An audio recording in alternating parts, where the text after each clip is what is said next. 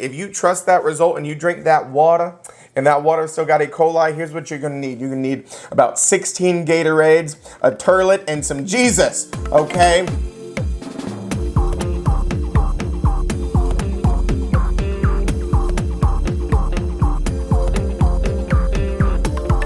Let me show you your results here, folks. In regard to a square footage error, got 88% of you saying, yep, for sure, that's a material fact. And a couple of you saying no. Let me provide some clarity here. Square footage in and of itself is not a material fact. Okay, the commission has never once required us to disclose square footage. Folks, who does require us to disclose square footage?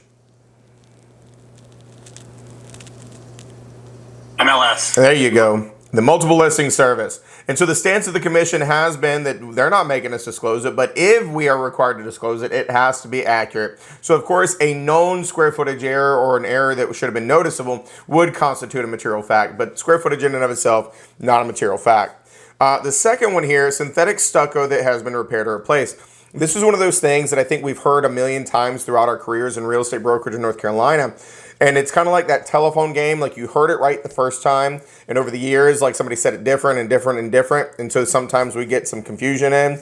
And so synthetic stucco that has been repaired or replaced is still a material fact.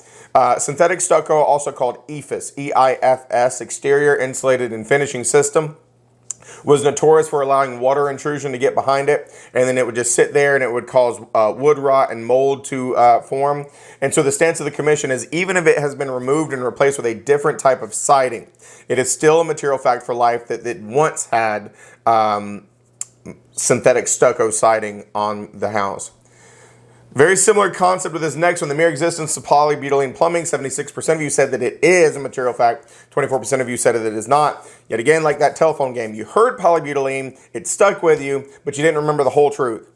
Polybutylene plumbing in and of itself is not a material fact. Polybutylene plumbing is only a material fact in North Carolina if it has ever leaked. And then once again, like synthetic stucco, even if it's been removed and replaced with different plumbing, it is a material fact for life that it once had polybutylene pipes that leaked.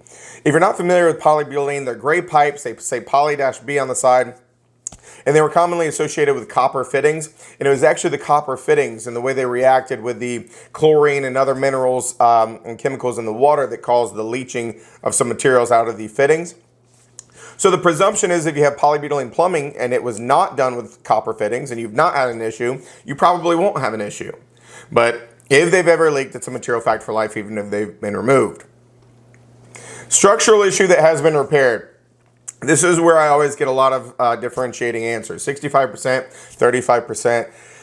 Here's the thing that we need to talk about here, folks. Structural is kind of a big deal, okay? There's a lot of things that constitute structural. And then here's the other thing that we've got to talk about today with material facts. Once again, throughout your career, I think you've probably heard, if it's been fixed, it's no longer a material fact. And I'm not saying that's not true. But the joke I always like to tell is, folks, I'm from southern Georgia, okay? I got a lot of family down there. And you might call some of my family rednecks. Or hell, maybe hillbillies, okay? And you know what a fix is to a redneck? Some duct tape and some Flex Seal. That's a fix, all right? And that doesn't necessarily constitute fixed in the eyes of the Real Estate Commission, which is where we've got to beg the question, has something actually been completely and utterly resolved, or have we just fixed it? Because if we fix some sagging girder or something in the crawl space, but we didn't really figure out why, right? Is there a soil issue? Is there a drainage issue? Is there a construction issue? Is there, all these different things? And so I would argue that, and the commission's also arguing that a structural issue, even if it's been repaired, probably still constitutes a material fact because it's something somebody would probably want to know. So structural issue that's been repaired, probably still a material fact. Folks, let's talk about this next one. Same thing. Y'all are a little mixed on this.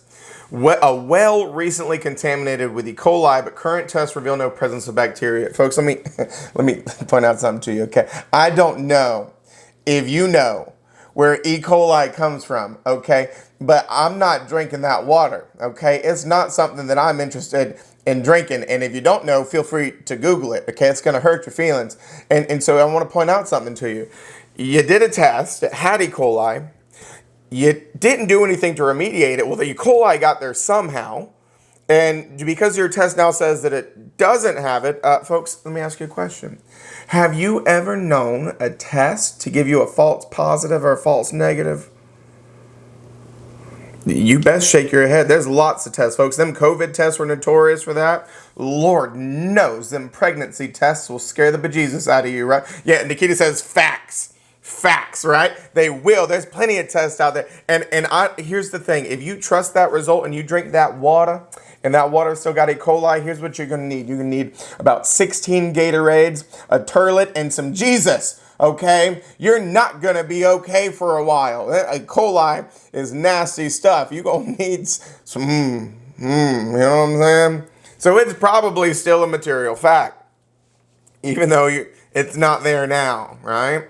And then the last one, thankfully we got a little more of you on the same page on this one. A roof that leaks during severe rain. Of course that constitutes a material fact, some preparation H2. Yeah, maybe a pillow to sit on, right? That's exactly right.